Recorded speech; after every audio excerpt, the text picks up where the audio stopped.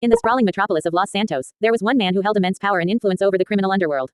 His name was Devin Weston, a wealthy and enigmatic figure who operated behind the scenes, pulling. In the sprawling metropolis of Los Santos, there was one man who held immense power and influence over the criminal underworld. His name was Devin Weston, a wealthy and enigmatic figure who operated behind the scenes, pulling the strings of those around him with ruthless precision. Devin Weston was a man of many faces. To the outside world, he appeared to be a charming and charismatic businessman, always impeccably dressed in his designer suits and flashing a winning smile. He was known for his lavish parties and extravagant lifestyle, which only served to further cement his reputation as a man of wealth and influence. But beneath the facade of wealth and charm, Devin Weston was a man consumed by darkness. He was a master manipulator, using his wealth and power to control those around him and bend them to his will. He had no qualms about using violence and intimidation to get what he wanted, and he had a reputation for being ruthless and unforgiving to those who crossed him. Despite his outward appearance of sophistication and charm, Devin Weston was a man driven by a deep-seated desire for chaos and destruction. When the situation called for it, he would unleash his full-on madman mode, unleashing a wave of destruction and chaos that left a trail of devastation in his wake. One such instance of Devin Weston's true nature was when he orchestrated a series of violent attacks on his rivals, leaving a trail of destruction in his wake. He showed no remorse for the lives he had destroyed, and his actions left a lasting impact on the criminal underworld of Los Santos. But despite his heinous actions and villainous nature, Devin Weston was a man who operated within a system. He knew how to play the game, using his charm and charisma to manipulate those around him and further his own agenda. He was a master of deception, able to switch between his cool and collected businessman persona and his chaotic and destructive madman mode with ease. In the end, Devin Weston was a man who embodied the concept of neutral evil. He was a bad guy, a heinous and villainous figure who operated within a system, using his wealth and power to further his own agenda and leave a trail of destruction in his wake. And in the criminal underworld of Los Santos, there was no one more feared or respected than Devin Weston. Title: The Punisher's Redemption. Chapter 1: A Vigilante's Awakening. In the gritty streets of Hell's Kitchen, a man known only as Frank Castle lurked in the shadows. A war veteran haunted by the loss of his family, he had become a force of nature, a one-man army against the criminal underworld. Some called him a madman, others a maniac, but deep down, Frank Castle knew he was something more. He was the Punisher, a chaotic force of justice in a world gone mad. Chapter 2: The Devil's Playground. Frank Castle's brutal tendencies were undeniable. He was a man driven by vengeance, his mind teetering on the edge of insanity. But within the chaos, there was a method to his madness. He targeted those who preyed on the innocent, those who thought they were above the law. The Punisher became a symbol of hope for the oppressed, a dark avenger who struck fear into the hearts of criminals. Chapter 3: A Hero's Code.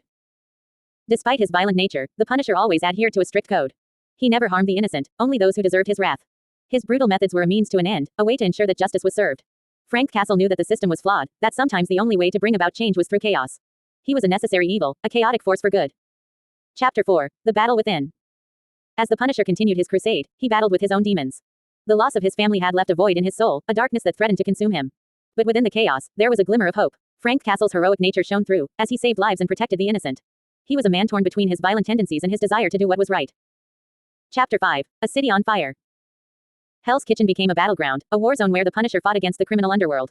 His brutal tactics left a trail of destruction in his wake, but the city began to take notice. People whispered his name in fear and admiration, unsure whether he was a hero or a madman. The Punisher's chaotic nature became a symbol of resistance, a beacon of hope for those who had lost faith in the system. Chapter 6: Redemption's Price. As the Punisher's war raged on, he faced a choice. Would he succumb to the darkness within him, or would he find redemption? The line between chaos and heroism blurred, and Frank Castle knew that he had to confront his own demons. In a final, climactic battle, he faced his greatest enemy, himself. Through sheer willpower and a determination to protect the innocent, the Punisher emerged victorious. Epilogue: A Hero's Legacy. The Punisher's legacy lived on, even after his time in Hell's Kitchen came to an end. His chaotic nature had been tempered by his heroic actions, leaving behind a city forever changed. The people he had saved, the lives he had touched, would never forget the man who walked the line between madness and heroism. Frank Castle, the Punisher, had become a symbol of redemption, a testament to the power of chaos in the pursuit of justice. Note: this novel is a work of fiction and is not affiliated with Marvel or any of its characters.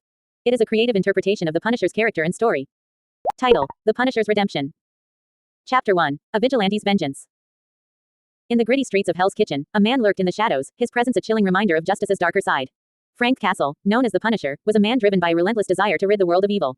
Some called him a madman, a maniac, but deep down, he possessed a chaotic good nature that defied conventional understanding. Frank Castle had once been a loving husband and father, until tragedy struck. His family, innocent victims caught in the crossfire of a mob shootout, were mercilessly taken from him. Consumed by grief and rage, Castle's mind teetered on the edge of insanity. But instead of succumbing to the darkness, he channeled his pain into a mission to protect the innocent and punish the guilty. Chapter 2: The Unleashing of Chaos.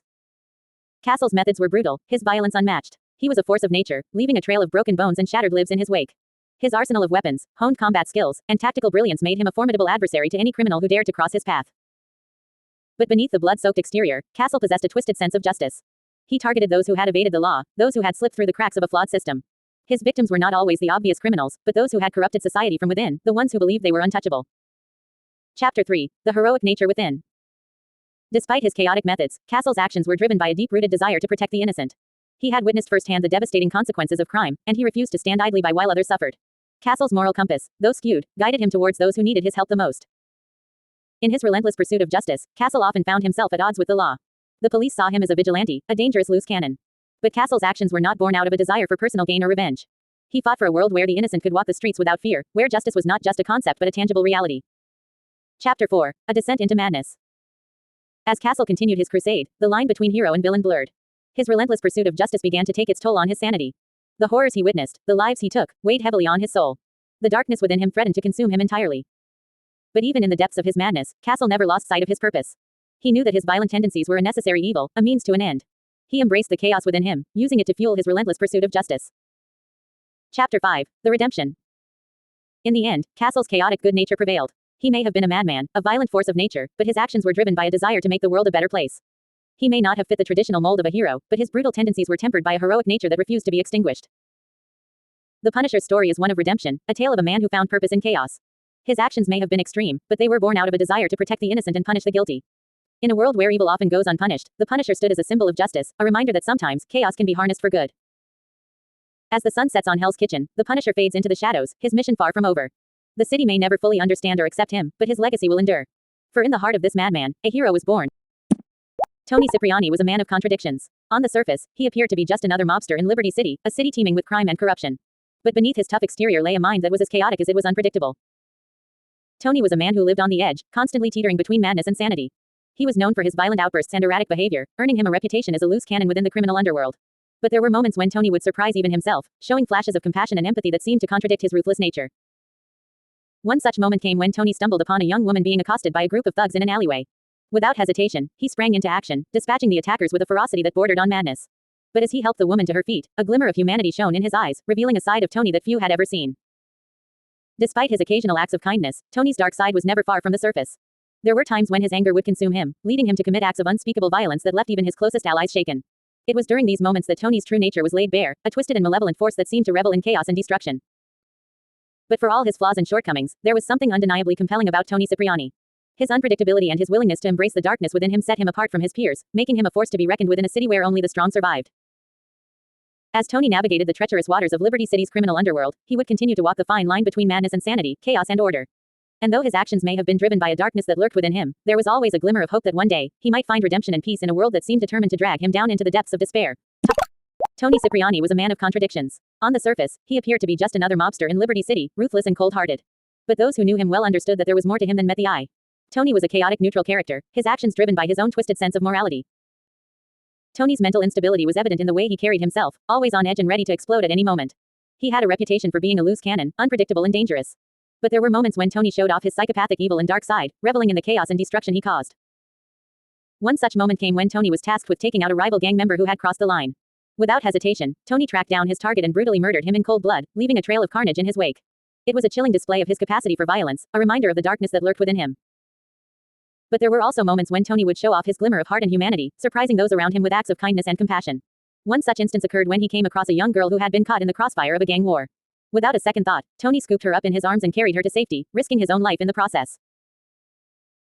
It was these moments of vulnerability that made Tony such a complex character, a man torn between his own demons and his desire to do what was right. His actions were driven by a sense of self-preservation, a need to survive in a world that was constantly trying to tear him down. As the chaos of Liberty City continued to spiral out of control, Tony found himself caught in the middle of a power struggle that threatened to consume him. But through it all, he remained true to himself, a chaotic neutral force of nature that could never be tamed. In the end, Tony Cipriani was a man of contradictions, a walking contradiction of good and evil, light and darkness. And it was this duality that made him such a compelling and enigmatic figure in the criminal underworld of Liberty City.